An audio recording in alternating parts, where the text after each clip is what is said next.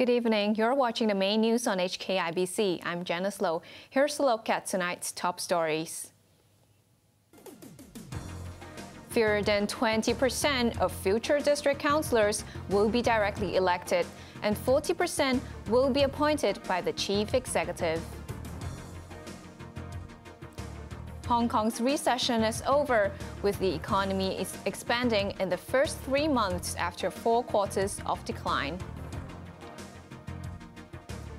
And HSBC will pay a quarterly dividend following a surge in first quarter profit.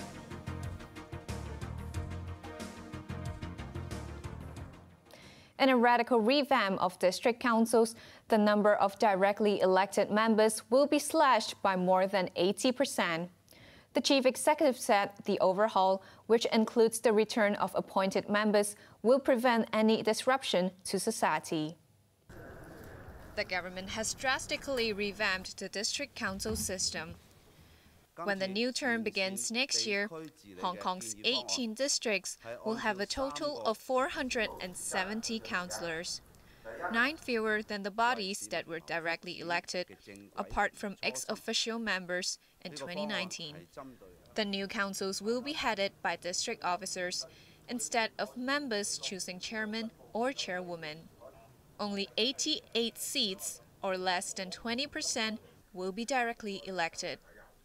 The appointment system that was scrapped in 2015 makes a return. Around 40%, or 179 councillors, will be picked by the chief executive. Another 176 members will be chosen through indirect elections in the fight crime, fire safety, and area committees of each district. There will be 27 ex-officio members, unchanged from at present. There were 452 directly elected councillors, most from the opposition camp in 2019. Those choosing to contest for the 88 seats in the next elections will find it more challenging. They have to get 50 nominations from voters in their districts and secure 3 endorsements from each of the 3 district committees. Only those deemed as patriots can stand. Is the black violence?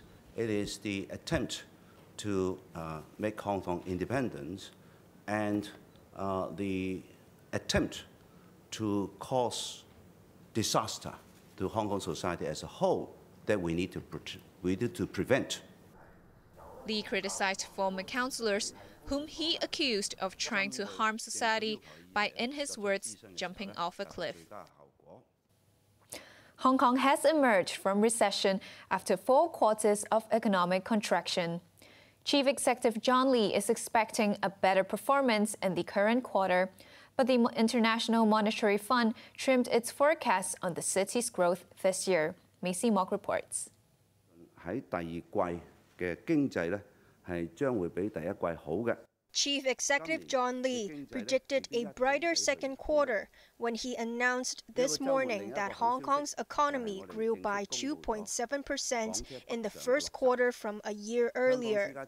The city's gross domestic product reversed course after 4 consecutive quarters of decline. Lee said a series of large-scale events stimulated tourism and consumption, helping to boost the COVID-battered economy, which shrank 3.5% last year. He expects GDP to improve further between April and June as growth on the mainland gathers momentum and flight capacity returns to pre-pandemic levels. Lee's upbeat assessment came on the day the International Monetary Fund trimmed its growth forecast for Hong Kong. In October, the Washington-based institution forecast that Hong Kong's economy would expand 3.9% this year, but it has now lowered its prediction to 3.5%. The IMF said recovery is on track because Hong Kong has reopened to the world, but warned that external risks remain. The global economy has been slowing.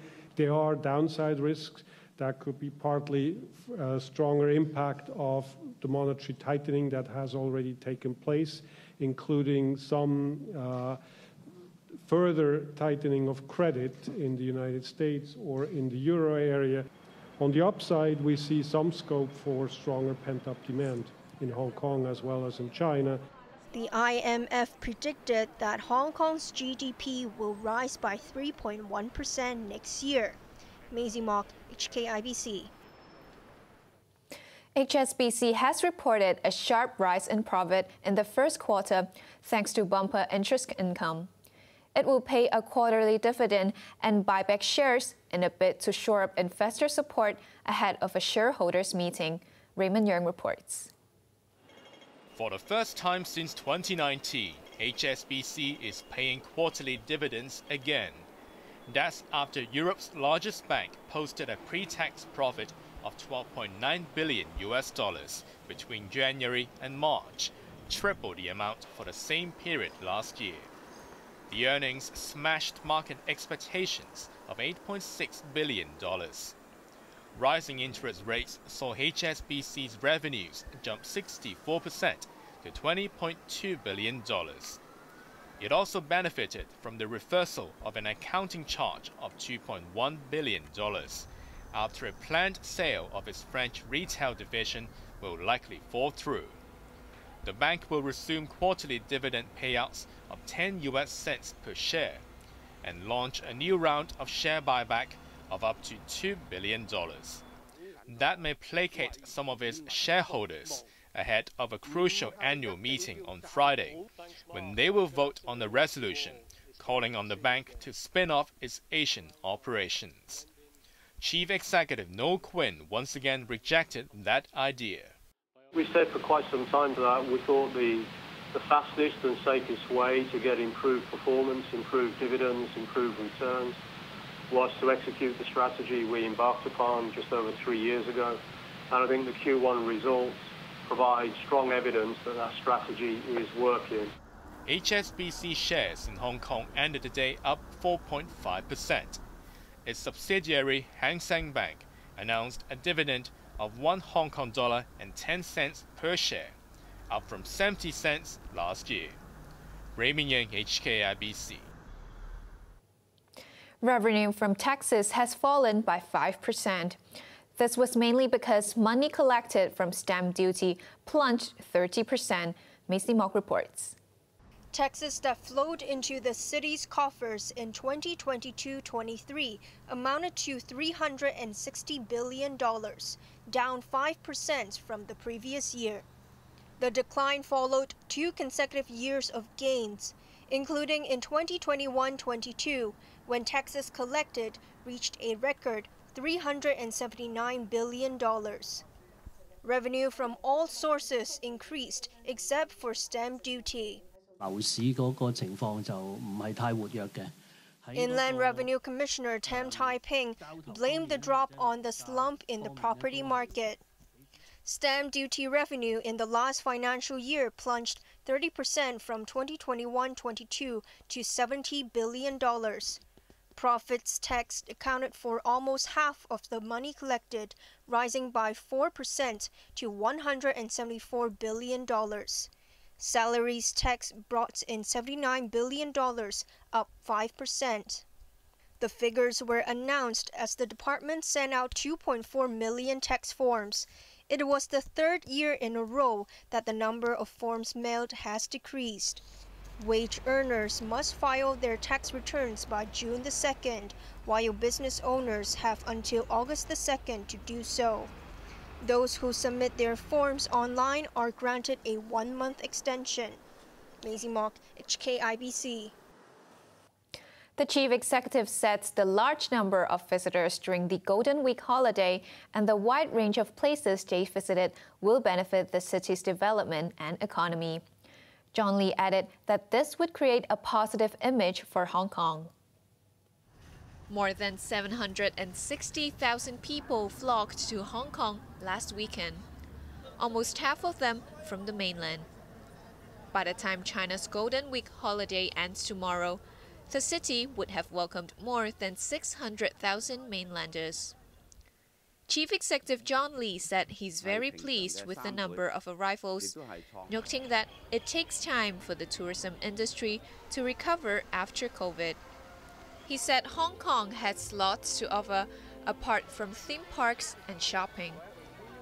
Lee said diverse choices, including visits to neighborhoods and places that are off the beaten track for tourists, would benefit the city.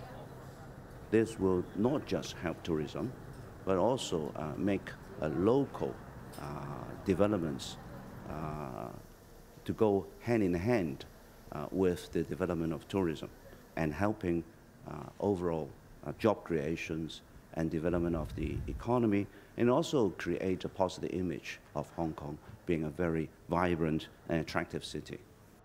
Timothy Choi, Executive Director of the Tourism Association, disclosed that most mainlanders were satisfied with their stay in Hong Kong. He added that more of them were seeking an in-depth travel experience, such as learning more about the city's culture and history. Overseas, Palestinians in the occupied West Bank and in the Gaza Strip are outraged as they mourn the death of Khader Adnan on the 87th day of his hunger strike in an Israeli prison. Hunger strikes are one of the few non-violent tools left to Palestinians as they battle against Israel's unfair legal system set within a context of long-term occupation and a regime of apartheid. We lay the responsibility for his death at the feet of the Israeli authorities. Adnan fasted to protest against his detention without charge. Palestinians accused Israel of deliberately assassinating Adnan. Israel said he refused to undergo medical tests. More than 1,000 Palestinians, including female and child prisoners, are languishing in Israeli prisons without being charged. U.S. President Joe Biden has pledged to his visiting Philippine counterpart Washington's commitment to the defense of Manila. It's only natural that for the Philippines to look to its sole treaty partner in the world to strengthen and to redefine the relationship that we have and the roles that we play in the face of those rising tensions that we see now around the South China Sea and Asia-Pacific and Indo-Pacific regions. Marcos is trying to walk a fine line between China and the United States. The U.S. and the Philippines have just ended their biggest ever military exercise. Their air forces, meanwhile, have resumed joint drills for the first time in 30 years. Legendary Canadian folk singer-songwriter Gordon Lightfoot has died at the age of 84.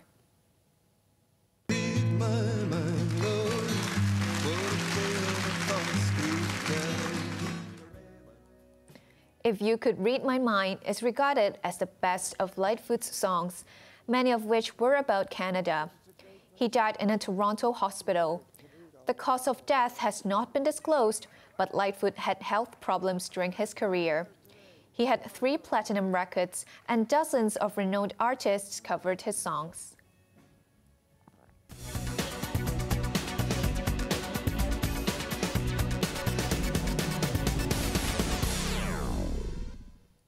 Hong Kong stocks edged up slightly today as investors returned from the May Day holiday.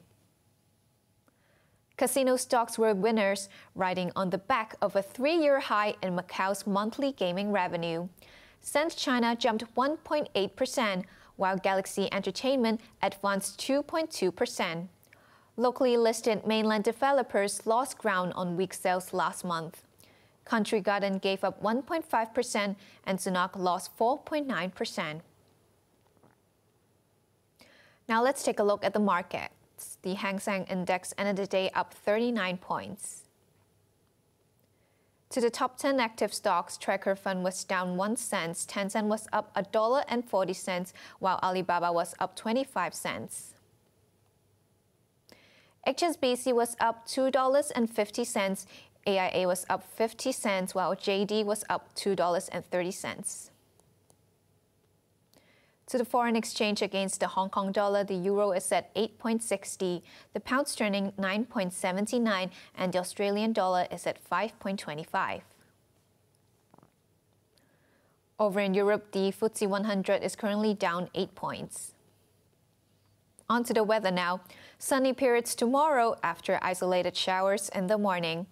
Temperatures will range between 24 and 29 degrees. Similar conditions in the coming days. That's our main news for Tuesday night. Join us for more news at 11. I'm Janice Lowe. Good night.